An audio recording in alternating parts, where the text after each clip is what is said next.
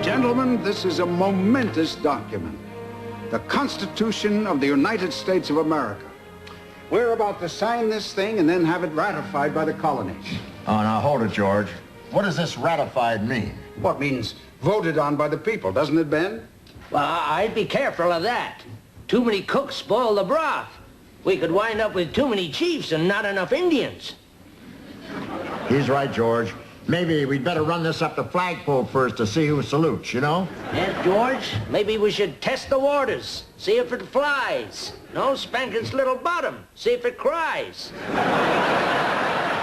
Ben Franklin, I'm just glad Thomas Jefferson wrote this and not you. You did it, it would be the bill of cliches. But he's got a point, George. Once we sign this, it's in there for life, right? That's right. For life? That's crazy. Why don't we just pick this thing up for, say, 6 weeks with options? Gentlemen, I am surprised at you. Do you really think that we would sign this thing without knowing the numbers? Well, then you do have the overnights. We do. How about the Nationals?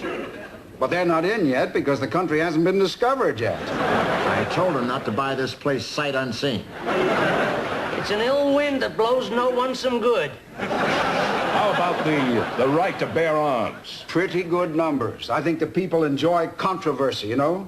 Besides, that one gets us all the rednecks. Aren't the Indians red all over? Ben, there's a storm coming. Why don't you go fly a kite? Gentlemen, can we please get on with the business at hand? Well, you should talk, George. You're the one who was late for the meeting. Well, sorry, I was held up at the dentist's office. Toothache? Termites. Now, also that photo op at the Potomac. Well, that ran a tad too long. Every time I threw $1 across the river, a Hare Krishna would jump up and grab it. I thought they just hung around the stagecoach office.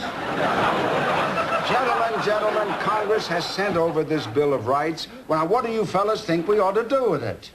I say pay it. Neither a borrower nor a lender be. We're not even in office yet. Let's not go over budget already. Let's not do today what we can put off until tomorrow. Or is it the other way around? Let's do tomorrow what we can put off today. Ben, please, don't do it any day. Now, have we received the overnights on life, liberty, and the pursuit of happiness? Yeah, it'll do well, but we still need some kind of gimmick that'll grab them. How about getting Betsy Ross on Paul Revere's horse and she reads the whole thing topless? You think we can get away with it without giving royalties to Lady Godiva? Again, gentlemen, have we received the overnights on life, liberty, and the pursuit of happiness? Oh, it's climbing every week. Last Tuesday, it's won its time slot against the freedom of wearing a feather in your cap and calling it macaroni. What a shame. That was one of my favorite freedoms.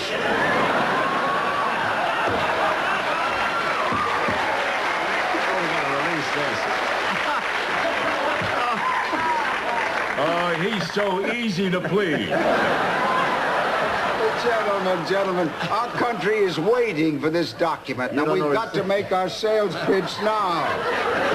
Yea, verily, strike while the iron is hot. A stitch in time saves 9. The wax pot never boils. He's never been the same since he made those cards for Hallmark.